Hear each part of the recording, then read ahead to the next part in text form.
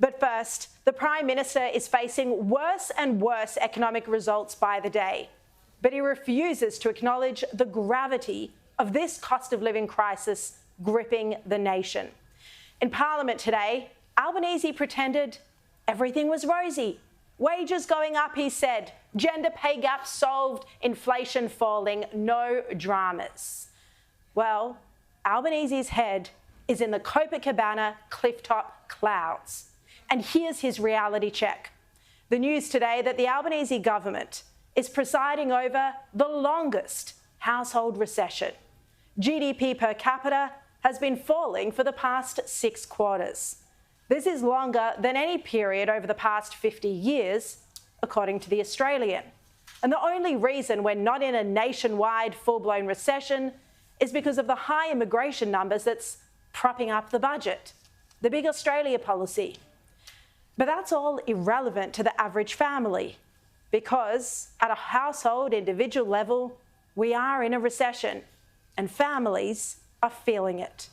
Ross Greenwood spoke about this here last night. Guess what happened? The individual, the household, has been in recession for months and months and months now. And that's what consumers are feeling. That's what people are feeling. That's the reason why you've got restaurants going out of business around Australia right now, because people do not have the disposable income. And the actual figures show that business insolvencies have hit their highest level since the pandemic, a 4-year high. And as we spoke about last night, household disposable income is lower than even during Australia's past 4 recessions. Well, given all of this, it's kind of stunning to think that when Albanese became Prime Minister in May 2022, the cost of living was his single biggest election promise. You couldn't have missed it. Labor has a plan for a better future, a plan not just for them but for their children as well, for families, taking the pressure off the cost of childcare, the cost of electricity. A plan to address cost of living, take pressure off cost of living. Meaningful, ongoing help with the cost of living for families. That was his promise, take the pressure off the cost of living.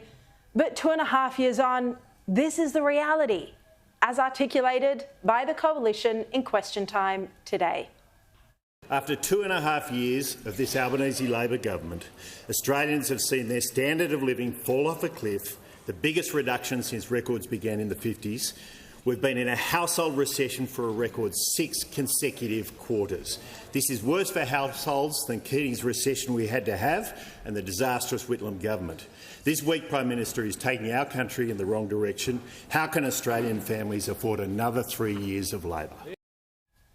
Yeah, it's a brutal reality check, and it was reflected as well in a question on Q&A last night that captured the sentiment of many Australians. My husband and I, our grocery shop, the grocery shop is just staggering. And I don't know, personally, knowing a number of people who don't have a house, they're paying rent every week. And if they've got a couple of children, how do they pay rent, pay all these heavy tolls, huge grocery bills, education, medical, the list just goes on. And I think people are getting to the point where they've lost all hope in there being a better way of life than what they're experiencing now. Well, grilled on these issues in Parliament today, Albanese spoke of wage growth. And yes, it's true, wages have grown under Jim Chalmers. But the growth has sadly been more than eroded by taxes and the higher cost of goods and services thanks to inflation. But Albanese, of course, never mentions the government's tax intake that's only getting higher and higher. Record tax thanks to bracket creep. And as you might have heard, Deloitte Access Economics said today that we're looking at the most severe deterioration in the budget bottom line ever recorded outside of the COVID pandemic. This is the most significant deterioration in the underlying cash balance that we've seen outside of the pandemic. So what we need in Australia is better fiscal policy, better economic reform and tax reform to get the budget into a more sustainable position over the longer term. Now we sit here, we're just weeks out from the end of the year, when Albanese had thought that interest rates would be falling and he would coast into the summer break sipping his Albo pale ale on the balcony of his new Copacabana clifftop mansion, and then roll into an easy election win. Just like he thought he'd easily win The Voice. And when he didn't, he blamed misinformation and set about trying to foist on Australians new legislation that would shut down free speech.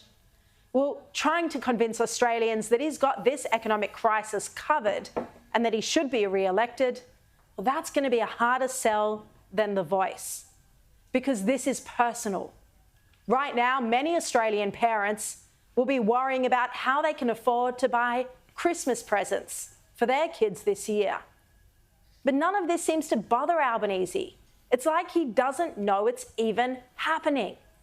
A Prime Minister living a life of freebies and luxury while the nation he's meant to be leading suffers.